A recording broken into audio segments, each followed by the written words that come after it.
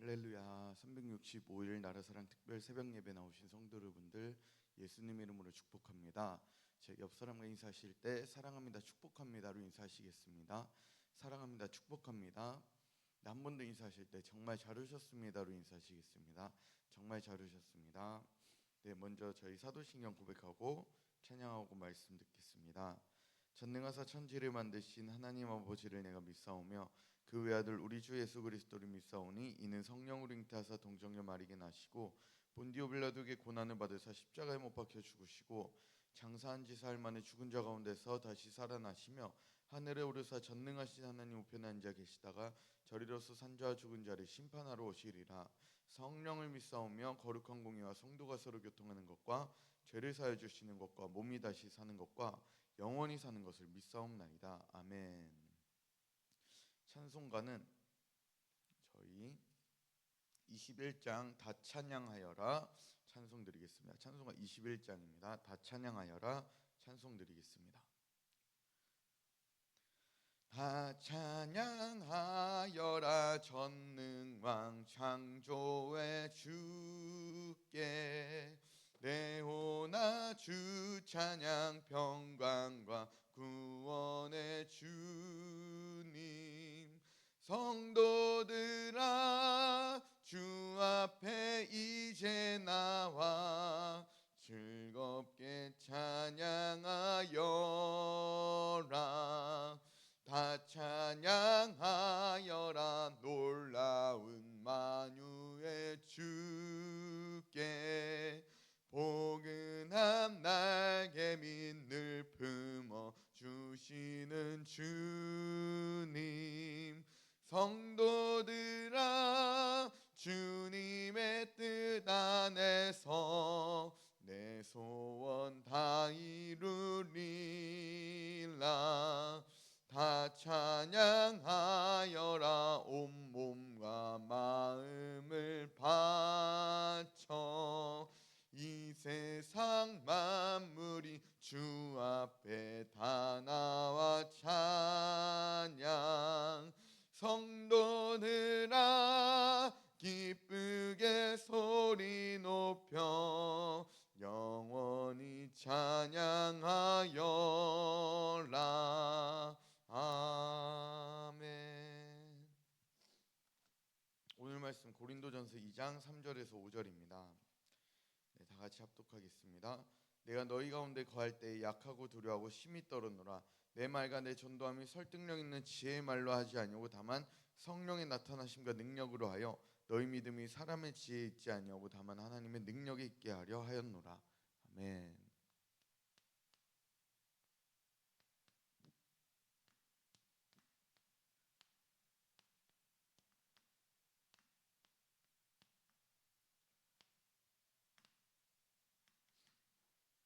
네, 저희 오늘도 성령에 나타난 말씀을 나누게 했습니다. 성령을 우리가 얼마나 우리가 중요하게 생각을 합니까? 성령을 받지 못하면 세상에 치여 살아가게 될 것입니다.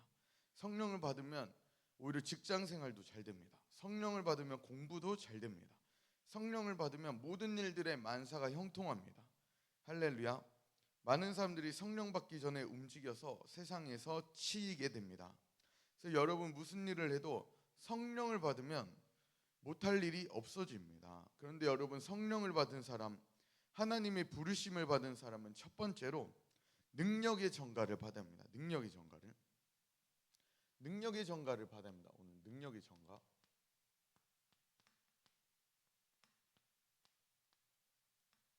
능력의 전가를 받아야 합니다. 그래서 저는 아무리 생각해도 김은하 목사님의 능력의 전가를 받은 사람입니다.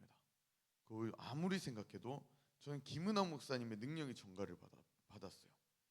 그러니까 이 청년들에게 내적 치유를 하면은 청년들이요 표정이요 너무 밝아지는 거예요.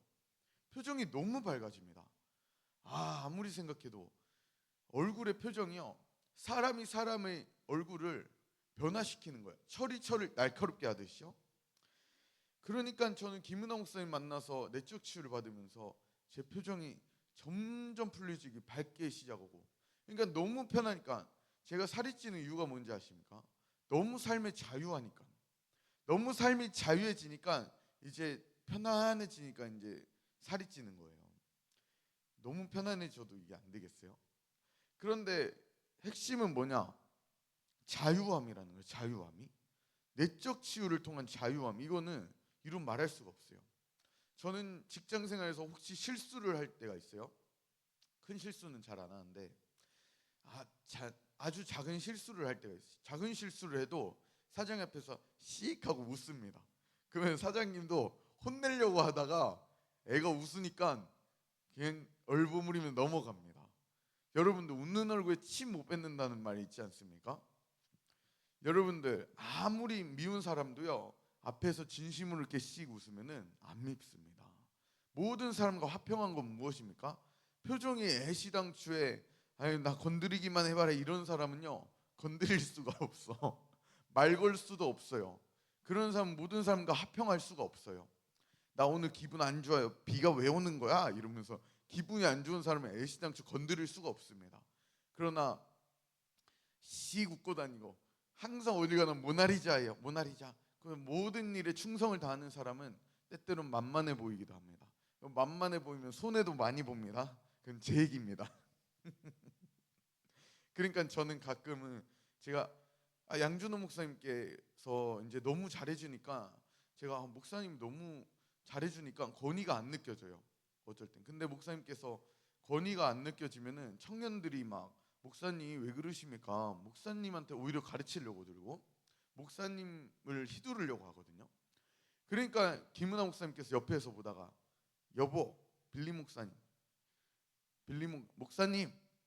목사님 그러지 말고 애들한테 채통을 한번 지켜보세요. 채통을. 그러니까 우리 양준호 목사님은 청년들한테 항상 웃어주고 돈 주고 웃고 다니고 져주고 하니까는 청년들이 오히려 목사님한테 확 대들어요. 그렇게 나가신 분도 있단 말이에요. 교회 안에서 청년 중에 한 사람이. 그렇게 청년 중에 한 사람이 목사님 이렇게 해야죠. 목사님을 바꿔보려다가 대려 그냥 안 되니까 나가버리더라고요. 근데 목사님 얼마나 속상하시겠습니까? 목사님이 얼마나 아꼈던 청년들이 교회를 목사님 이상합니다 하고 쌩 나가버리면 목사님은 얼마나 속상하실까요? 그러니까 우리 영적 자녀들은 부모가 되기 전까지는 부모의 마음을 모른다고 하잖아요. 영적인 것도 마찬가지라는 것입니다. 영적인 것도 마찬가지예요. 저는 김포성전 오는 청년들이 때때로는 나의 친구 나이긴 하지만은 때때로는 영적인 자녀 같아요. 자녀 같다니까요. 그래서 나는 저 청년이 어떻게 하면 더 행복할 수 있을까? 그것만 생각해요, 저는. 저 청년이 어떻게 하면 더 행복할 수 있을까? 그러니까 영적으로 성장한다는 것은 영적인 부모의 마음을 갖는다는 것입니다. 그렇다고 해서 막 먹을 거 다 사주고 쭈쭈쭈쭈 해주는 게 영적인 부모가 아니에요. 부모를 흉내내는 게 부모가 아니라 부모의 마음을 갖는 게 부모라는 것입니다.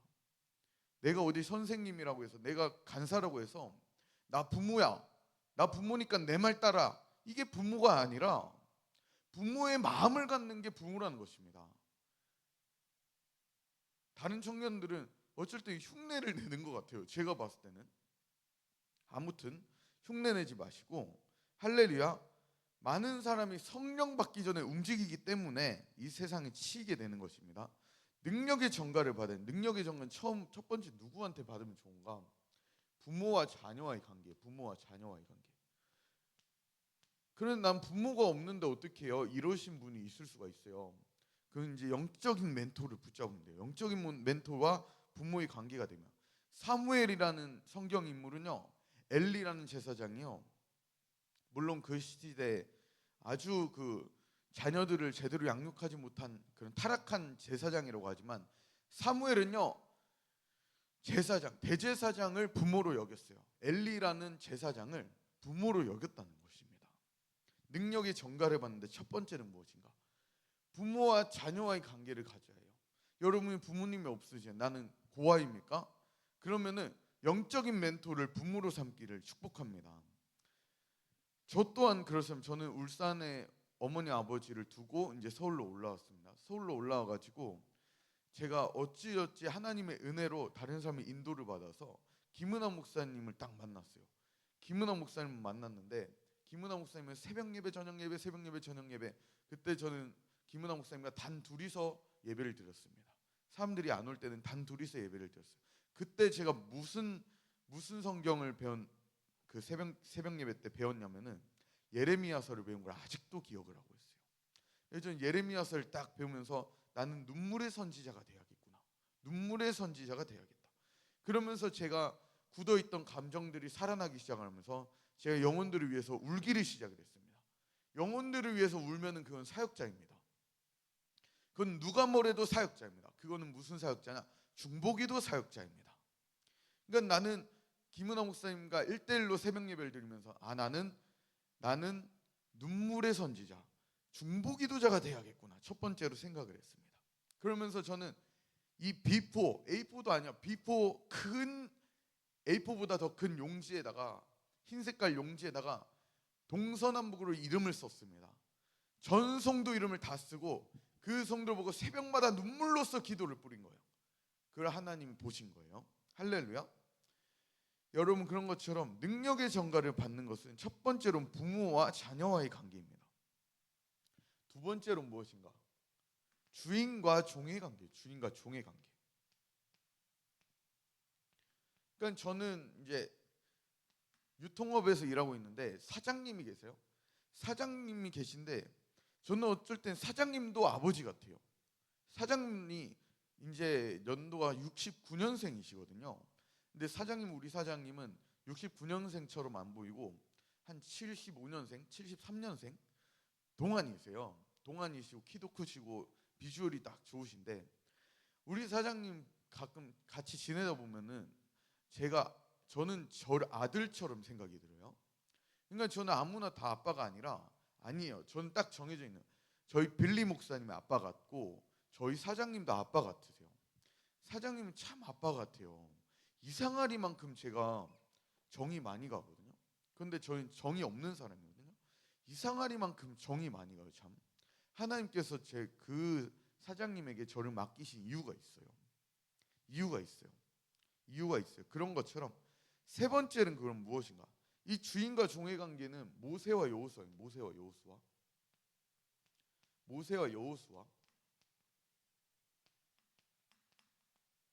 엘리와 사무엘도 있어요. 엘리와 사무엘. 이게 부모와 자녀와의 관계냐? 이게 헷갈릴 수 있지만 여러분, 이 엘리와 사무엘도 부모와 자녀와의 관계예요.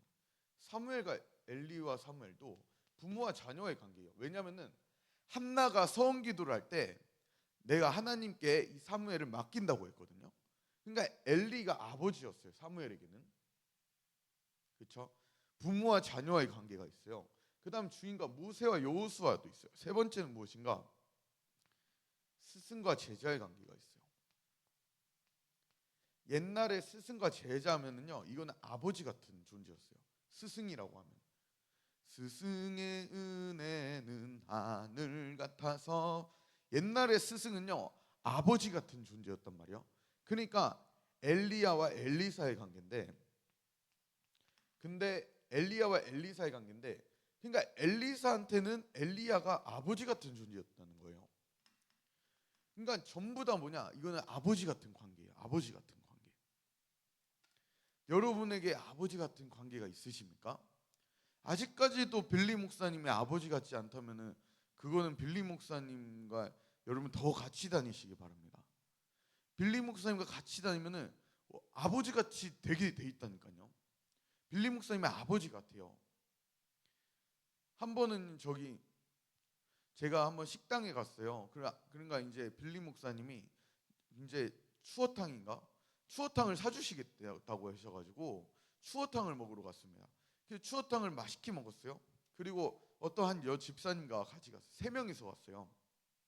세 명이서 갔는데 이제 다 먹었어요. 다 먹고 반찬도 더 많이 가져와가지고 반찬도 리필해가지고 반찬도 맛있게 다 먹고 나서 목사님이 계산을 하고 카드를 딱 주시는 거예요.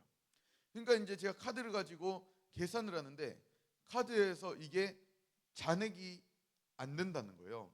카드가 처음에 안 된다는 거예요. 그래가지고 목사님 카드가 안 돼가지고 혹시 다른 카드 있으세요? 그 목사님 카드를 넣었어요. 목사님이 다른 카드를 주셔가지고 또 결제를 하니까 또 뭐라고 난 잔액이 부족하다 뜨는 거예요.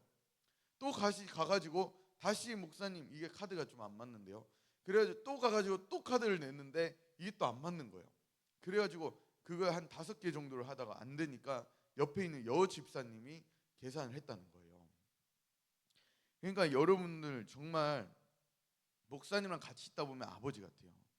아들은요 아버지의 주머니 사정도 고려를 해줘야 해요. 아들은 아버지의 주머니 사정, 속 사정, 속에 무슨 마음을 앓고 있는지 아들은 다 안다니까요. 안다는 거예요. 같이 붙어 있다 보면은. 근데 여러분 목사님 마음을 얼마나 아시냐는 거예요. 여러분이 팔천교회를 짓는 목사님 마음을 얼마나 아시냐는 거예요. 같이 붙어 있기를 했어요. 같이 살아를 봤어요. 같이 부흥회를 가보셨어요. 알아도 여러분이 얼마나 아시겠냐는 거예요. 그런 것처럼 아버지 옆에 붙어 있어야. 그러니까 목사님 옆에 붙어 있다 보면 아버지처럼 느껴지는 거야. 그다음에 사장님 옆에 붙어 있다 보면 아버지처럼 느껴지는 거예요. 스승 옆에 붙어 있다 보면 아버지처럼 느껴지는 거예요. 그러니까 저는 김문화 목사님과 함께 있을 때 영적 멘토시잖아요.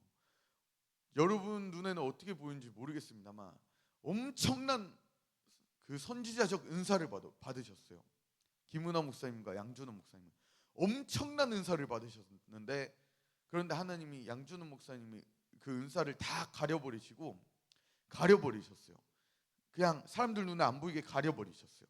그러니까 사람들은 그냥 무시해요. 그냥 목사님 무시해요. 그냥 전도를 나가 보면은 사람들이 그냥 뭐 이런 사람 다 있어 하면 손가락을 탁 쳐버려요. 손을 탁 쳐버려요. 그냥 그런 사람이 있다니까요, 여러분. 그런데 우리 양준호 목사님은 상처받지 않는 불굴의 마음으로 전도를 해요. 상처를 왜 안 받겠어요? 상처를 받는단 말이에요. 전도의 열정을 가지고 가다 보니까 내 마음이 중요하지가 않는 거예요. 내 마음이 이렇다 저렇다 중요하지가 않는 거예요. 전도의 열정을 가지고 전도를 하시는 거예요. 그런 능력의 전가를 받은 사람인 것입니다. 능력의 전가를 못 받는 사람들 특징이 뭔가? 게으른 거예요. 게으른 건 악한 거예요. 근데 저도 게으른 사람들을 이해를 아예 못하는 게 아니거든요. 왜냐하면 제가 게으른 사람이었거든요. 게으른 사람은 무엇이냐? 시간이 가는 줄 몰라요. 게으른 사람의 특징이 뭐냐? 제가 게을러 봐서 알거든요. 시간이 언제 가는지를 몰라요. 게으른 사람들 특징이 뭐냐? 휴대폰을 좋아합니다. 게으른 사람들의 특징이에요. 어떤 사람이 이런 능력의 전가를 못 받는다고요? 게으른 사람. 게으른 건 악한 거예요. 악한 종은요. 하나님께서 성 밖으로 뻥 차버린다고. 성 밖으로 뻥 차버린다는 거예요. 악한 사람은요. 게으른 자는 성문 밖으로 차버림을 당할 것입니다. 1달란트 뺏겨가지고 10달란트 가진 자에게 줄 것입니다. 여러분 결국에는 저 간사님이 야 다르다, 다른 간사님이랑 다르다 이런 소리를 들으려면은 열매가 달라야 열매가 드러나야 한다는 거예요. 그러니까 한 번은 목사님께서 이런 얘기를 했어요. 야 어떻게 저 사역자가 성장했는지를 어떻게 아는가? 그 사람의 열매를 보면 안다는 거예요. 한 번은 제가 한번 유튜브를 보는데 잘 안 보긴 하는데요. 제가 우연히 본 거예요. 우연히 착각을 하시면 안 돼요. 우연히 본 건데 여자 목사님이 막 사역을 해요. 성령의 불. 여자 목사님이 사역을 하는데 그 여자 목사님은 귀걸이, 코걸이, 목걸이, 명품으로 막 옷을 치장을 하고 귀걸이, 코걸이, 목걸이 난리가 난 거예요. 완전히 액세서리로 자기 몸을 반지듯 득실득실하게 달고 다니면서 치장을 한 거예요. 그러면서 영혼의 사역자 나도 불 이렇게 하고 있어요. 그거 보고 제가 그 한 번은 물어봤어요. 목사님 저 여자 목사님 중에 그 목사님 있잖아요. 어떠신 것 같아요? 이랬더니 목사님 뭐라고 하냐면 목사님이 봤을 때는 조금 아쉬운 것 같아. 모르겠어. 그 사람이 어떻게 사는지 어떤 사역을 하는지 잘 모르겠지만 목사님이 그냥 한번 본 적이 있는데 좀 아쉬운 것 같아요. 이렇게 말을 해주시는 거예요. 여러분 액세서리 치장하는 거 너무 욕심 부리면요 그 사람들이 봤을 때 실족합니다. 한 번은 목사님 벤츠를 이렇게 타고 올 수가 있어요. 그럼 목사님 벤츠 타고 다니면 누가 실족하는지 아세요? 가난한 성도가 실족을 하는 거예요. 그래서 목사님들이 벤츠를 마음대로 탈 수가 없어요. 그러나 우리 한국 교회가요 수준 높은 신앙이 되시기를 바랍니다. 목사님의 벤츠를 보고 실족하는 게 아니라 나도 목사님한테 배워가지고 목사님처럼 저렇게 한번 누리면서 살아봐야겠다. 이런 신앙생활이 되셨으면 좋겠습니다. 우리 목사님은 비록 카니발 타고 다니지 못하지만 마음속이 부유하신 분이세요. 풍부에도 처할 줄 알고 비천에도 처할 줄도 알고 가난에도 처할 줄도 알고 풍족함에도 처할 줄도 알고 모든 부유함에도 처할 줄도 알고 우리 목사님은 빌리 목사님은 초월하신 분이세요. 카니발 타고 다니지 않아도요 그 마음속엔 가장 부유한 값진 것들이 있는 분이세요. 그러니까 목사님이 꼭 카니발 타고 다니지 않는다고 해서 여러분이 실족하지 마시라는 거고 우리 교회는 가난한 교회 이런 정체성이 없으시기 바랍니다. 우리 교회는 누구보다 부유한 교회예요. 왜냐하면 예수 그리스도가 있는 교회이기 때문에. 다른 교회는 아무리 돈이 많아도요 그 속엔 예수 그리스도가 없기 때문에 그 성도들은 너무나 불쌍한 성도들이라는 것입니다. 우리는 성령을 받은 사람은 이제는 무슨 일을 하게나 게으름을 벗어내기 싫어요. 게으름에서 빠져나오기 시작을 한다는 거예요. 그럼 게으름에서 벗어난 사람들이 이제는 삶에 최선을 다하게 되어 있습니다. 예배할 때도 최선을 다해야 해요. 제가 교회 같은 신앙생활하면서 제일 불쌍한 사람이 누군지 아십니까? 예배에 최선을 다 안 하는 사람. 예배를 대충 드린 사람은 제가 너무 불쌍하게 봅니다. 너무 불쌍해요. 너무 불쌍해요. 앞으로 인생을 어떻게 살아가려고 저렇게 할까? 예배는 최선을 다하는 거예요. 설령 내가 직장에선 대충 하더라도 설령 내가 직장에서 대충 하고 내가 공부는 조금 못할지라도 예배에서는 내가 승부를 봐야 한다는 것입니다. 여러분 믿음의 승부를 어디서 볼 것입니까? 어디서 볼 것입니까? 매일 드리는 예배에 보시기 바랍니다. 여러분 한 번 예배를 잘 드리면 여러분 전체 인생이 바뀔 수가 있다는 것입니다. 그걸 체험한 사람이 누구예요? 저입니다. 제가 명문 집안에 태어났어요? 제가 공부를 너무 잘해서 서울대에 들어갔어요? 아니잖아요. 그런데 왜 하나님께서 택하셔가지고 매일매일 새벽 예배를 전하는 자리에 하나님이 저를 세우셨냐는 거예요. 하나님께서 열방지적교회 4만 명 가까이 되는 채널에다가 왜 새벽 예배를 계속 전하게 하시냐는 거예요. 새벽 예배를 계속 전하게 하세요. 뭐 큰 의미는 없겠습니다만 하나님께서 세우신 데는 반드시 목적성이 있다는 거예요. 목적성이 이유가 있다는 거예요. Why라는 리즌이 있다는 거예요. 아무나 하나님이 그냥 세우지는 않습니다. 여러분들 아무나 그냥 세우지를 않습니다. 여러분들 무슨 사람이 게으르지 않는 사람이 성실하고 내가 설령 돈이 없고 가난하더라도 마음속이 부유한 그 사람을 세운다는 거예요. 마음속이 부유한 사람은요 겉으로도 밝음이 드러납니다. 겉으로 밝은 에너지가 뿜어져 나가요. 성령 충만한 사람은요 어둡고 꿍해 있지 않아요. 밝게 나간단 말이에요. 누구를 만나도 밝단 말이에요. 첫인상이 밝단 말이에요. 여러분들 그리고 여러분 교회 오기 전에부터 성실한 사람이 있습니다. 그 사람은 교회를 들어와서도 성실해집니다. 게으른 자는 하나님이 쓸 수가 없습니다. 여러분 오늘 24시간을 어떻게 쓰시겠습니까? 여러분 자신을 꼭 거울로 비춰봤으면 좋겠습니다. 24시간 중에 내가 자는 시간을 빼면은 여러분이 활동하는 시간이 나옵니다. 내가 활동하는 시간에 내가 무엇을 하는가? 내가 활동하는 시간에 내가 잠을 자지 않는 시간에 내가 무엇을 하는가? 여러분의 스케줄을 점검하시기를 바랍니다. 부탁드립니다. 파치형교회를 채우려면 부지런하면 더 부지런해야 합니다. 주어진 삶에 최선을 다하시기 바랍니다. 저는 맡겨진 영혼들에게 최선을 다함에도 최선을 다합니다. 하나님을 위해서 어떻게 사는 것이 최선을 다하는 것일까? 하나님, 저는 제 마음이 요동할 만큼 최선을 다합니다. 무엇이 여러분의 최선입니까? 남들이 봤을 땐 제가 몸무게가 찌니까 제가 게으른 줄 압니다. 아니에요. 저는 누구보다 최선을 다하면서 에너지가 많이 쓰기 때문에 더 많이 먹는 거란 말이에요. 여러분이 저에 대해서 뭐 얼마나 아십니까? 저는 영혼을 위해서 최선을 다하고 에너지가 그만큼 쓰기 때문에 그만큼 또 먹는 거란 말이에요. 하나님의 사람들이 이렇게 해서 사람들이 이끌어갈 때는 중요한 것은 무엇입니까? 결국에는 아브라함도 이삭의 며느리를 찾아주고 다음 세대를 양육하는 거예요. 하나님의 마음을 여러분 얼마나 아십니까? 저는 아무리 제가 기도를 하고 고민을 해봐도요, 아무리 고민을 해봐도 하나님은 사랑입니다, 하나님은 자비로우신 분이십니다. 하나님은 여러분을 너무나 사랑하셔가지고 여러분 독생자 예수를 주셨습니다. 이런 얘기가 안 나와요. 아무리 생각해도 저는 요한복음 16장 10절밖에 할 말이 없어요. 요한복음 16장 10절. 요한복음 16장 10절.